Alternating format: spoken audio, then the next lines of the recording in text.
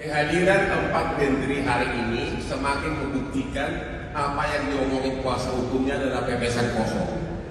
Ya, karena Menteri Keuangan tadi sudah mengatakan APBN dengan anggaran segitu besar sudah ada jauh sebelum pencalonan Prabowo Gibran.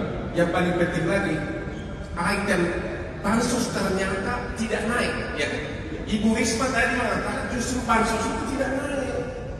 Di 2023-2024 bansos tidak naik. Justru yang naik itu adalah perlinsos yang minyak, pupuk, BPJS, yang itu semua diubah dalam bentuk cash.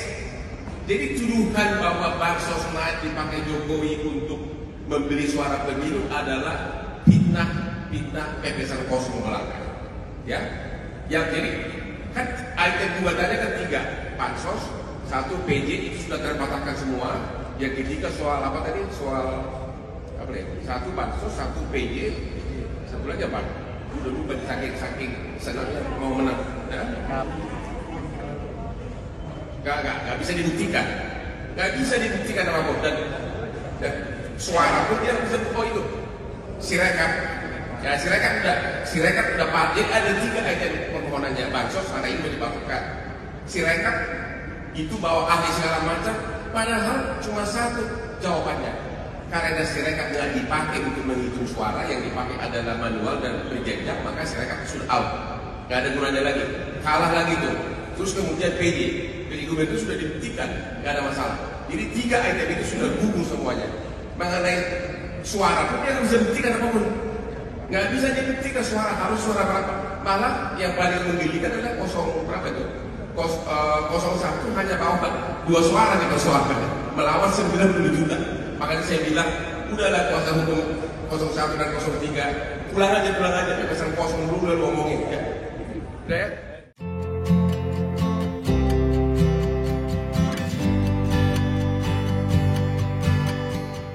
Cawapres nomor urut 3 Mahfud MD mengomentari soal desakan Gibran Rakabuming Raka didiskualifikasi. Secara belak-belakan Mahfud MD mengatakan bahwa Gibran bisa tak dilantik lantaran cacat prosedur. Namun berbeda dengan Prabowo Subianto yang bisa dilantik sebagai presiden lantaran melalui prosedur yang benar. Dikutip dari Warta Kota, hal tersebut disampaikan Mahfud MD di Taman Suropati, Jakarta Pusat pada Kamis 4 April 2024. Komentar itu disampaikan Mahfud saat diminta menanggapi artikel dari senior partner Integrity Law Firm yakni Denny Indrayana. Adapun artikel Denny Indrayana itu telah terbit di Harian Kompas pada Kamis 4 April. Dalam artikel tersebut, Denny menawarkan pandangannya soal sejumlah opsi perihal putusan Mahkamah Konstitusi terkait sengketa Pilpres 2024. Salah satu di antaranya hanya mendiskualifikasi Gibran sebagai calon wakil presiden. Lantas Mahfud menyerahkan hal tersebut kepada Mahkamah Konstitusi sebagai pengambil keputusan. Meski begitu, Mahfud menilai argumentasi dari Denny memiliki dasar. Mantan Menko Polhukam itu mengatakan Prabowo bisa dilantik sebagai presiden lantaran melalui prosedur yang benar. Sementara menurut Mahfud, Gibran menjadi cawapres melalui cacat prosedur yang dianggap tak bisa dilantik.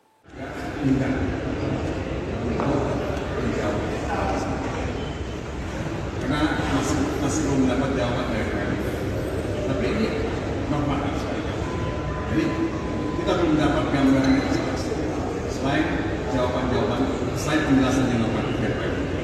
Jadi ya kita tunggu saja sampai 4 menteri yang hadir di sini memberikan jawaban.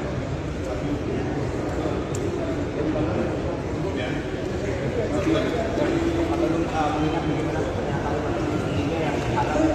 Pak Presiden Jokowi juga sekali dalam waktu yang akan di dalam sidang Pak Arief menyatakan kurang elok sepertinya kalau Pak Jokowi dipanggil walaupun namanya di dalam persidangan yang lain Pak.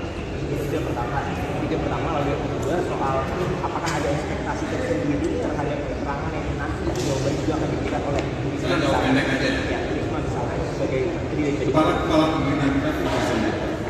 Jadi walaupun yang datang Pak Menteri ini datang untuk datang ke sana ya, membantu presiden.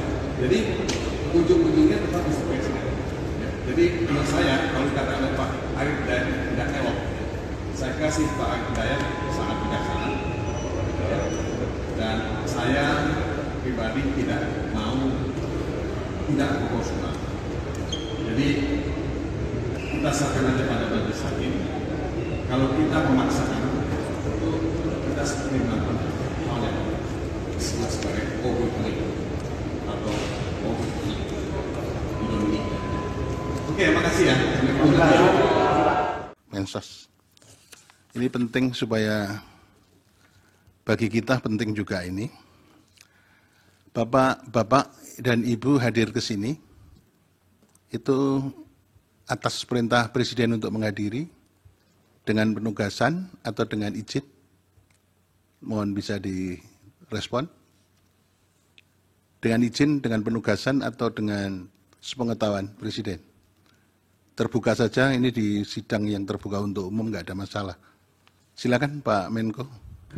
Pertama kami hadir di sini karena undangan dari Yang Mulia, Oke. dari Mahkamah Konstitusi. Oke. Dan terhadap undangan tersebut, Bapak Presiden mengetahui. Oke. Memang Dan tembusannya sepengetahuan Bapak kita Presiden. tembusannya memang ke Pak Presiden. Ya, jadi itu sepengetahuan Pengetahuan ya. Bapak Presiden karena undangan dari Yang Mulia, Mahkamah Konstitusi. Mahkamah Konstitusi. Oke.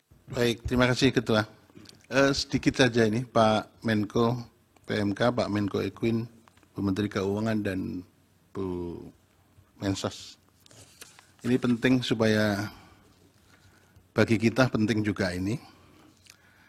Bapak dan Ibu hadir ke sini itu atas perintah Presiden untuk menghadiri dengan penugasan atau dengan izin. Mohon bisa direspon.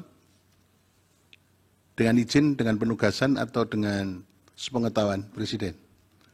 Terbuka saja, ini di sidang yang terbuka untuk umum, nggak ada masalah.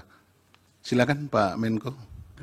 Pertama kami hadir di sini karena undangan dari Yang Mulia, Oke. dari Mahkamah Konstitusi. Oke. Dan terhadap undangan tersebut, Bapak Presiden mengetahui. Oke. Memang Dan tembusannya sepengetahuan Bapak kita Presiden. tembusannya memang ke Pak Presiden. Ya, jadi itu sepengetahuan Pengetahuan ya. Bapak Presiden karena undangan dari Yang Mulia, Mahkamah Konstitusi. Mahkamah Konstitusi. Oke.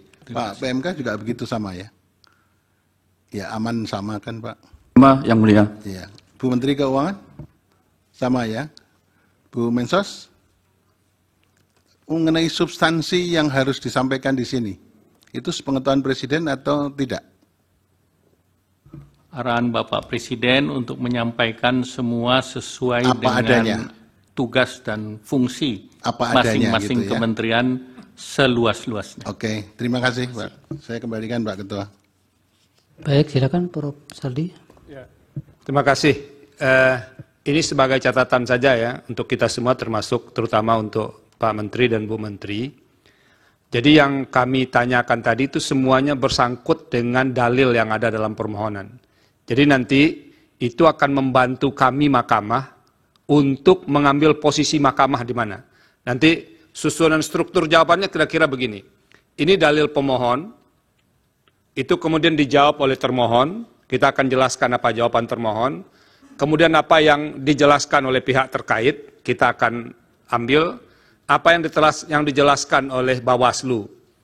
Karena ada pemberi keterangan, maka nanti apa yang dijawab oleh pemberi keterangan akan kita sampaikan di dalam di dalam putusan itu, baru kemudian apa posisi mahkamah terhadap semua itu.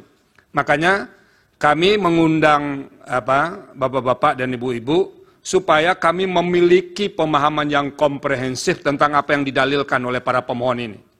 Nah itu, jadi itu pentingnya. Jadi kalau tadi ada yang menyebut fakta ini, itu semuanya ada dalam permohonan. Jadi kepentingannya untuk membantu kami mahkamah untuk menjawab permohonan itu, untuk memutuskan permohonan ini. Jadi kalau misalnya ada yang menanya Presiden ke sana, karena begitu yang didalilkan. Yang didalilkan oleh para pemohon, sehingga perlu ada kejelasan bagaimana menteri-menteri menjelaskan soal yang terkait dengan itu. Itu saja Pak Ketua, terima kasih.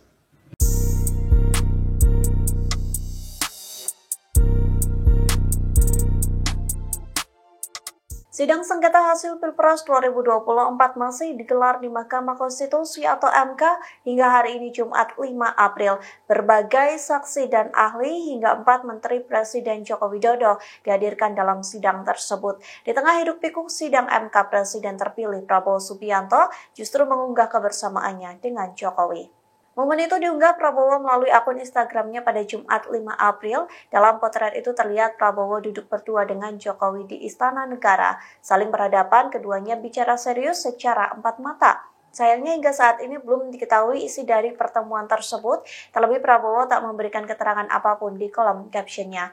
Sementara potret itu diunggah di tengah panasnya sidang sengketa hasil Pilpres di MK. Pasalnya kuasa hukum Ganjar Mahfud meminta 4 Menteri Kabinet Indonesia Maju dihadirkan dalam sidang tersebut. Adapun keempat menteri itu diantaranya Menteri Keuangan Sri Mulyani, Menteri Sosial Tri Risma Harini, Menko Perekonomian Erlangga Hartarto, dan Menko PMK Muhadjir Effendi. Keempatnya dipanggil untuk memberikan keterangan terkait dugaan pengerahan sumber daya negara termasuk soal bansos.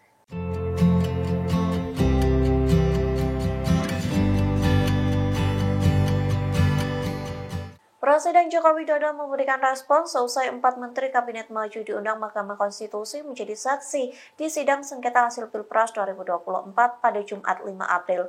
Jokowi mengaku akan melihat paparan dari 4 menterinya melalui tayangan di YouTube. Dikutip dari Kompas.com, hal tersebut disampaikan oleh Menteri Koordinator Bidang Perekonomian Erlangga Hartarto. Ia mengaku para menteri sudah melaporkan kehadiran mereka di sidang MK kepada Jokowi secara tidak langsung. Namun Erlangga mengatakan Jokowi belum menyaksikan pemaparan dari 4 menterinya. Menurut keterangan Erlangga, Jokowi akan menyaksikan pemaparan di sidang MK melalui tayangan di YouTube. Kemudian Erlangga menyatakan pemberian keterangan di MK berjalan dengan lancar. Begitu pula dengan ketiga Menteri Jokowi yang lainnya.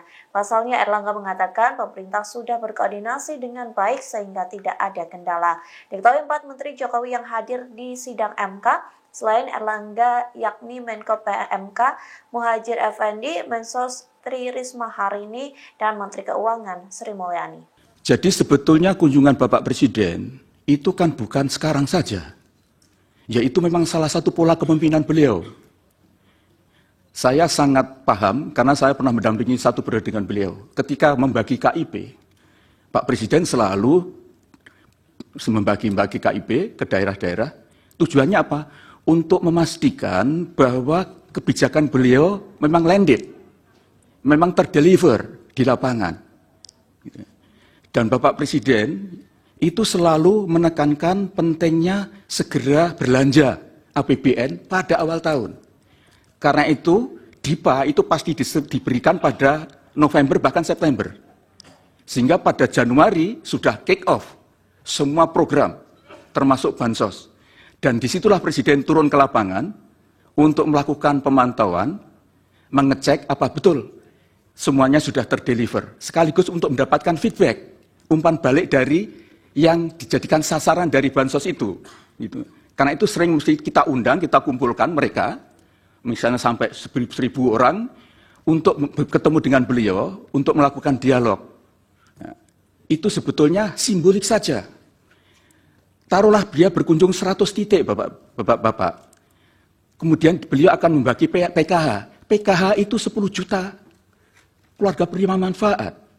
Kalau 40 titik, itu taruhlah 2.000. 1 titik.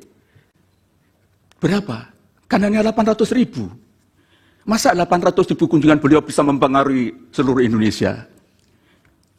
Saya tidak tahu, saya belum memiliki angka-angka yang jelas. Tetapi begini, sepanjang yang saya tahu, Bapak Presiden kalau berkunjung ke lapangan, itu tidak hanya 1 titik. Bisa sampai 5 titik. Dan sekarang ini adalah tahun akhir kepemimpinan beliau. Beliau pasti ingin memastikan bahwa proyek-proyek strategis sekarang ini sudah tuntas. Beliau betul-betul wanti-wanti tidak boleh meninggalkan proyek mangkrak.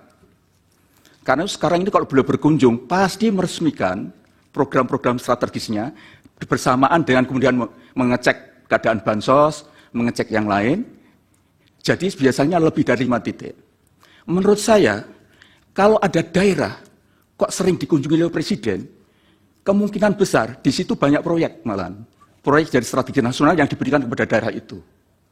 Sekali lagi saya sampaikan, terlalu muskil Kalau hanya 100 kunjungan untuk secara simbolik membagi bansos, kemudian itu berpengaruh secara nasional, itu saya kira doesn't make sense. Mohon Bapak tidak berpendapat soal itu.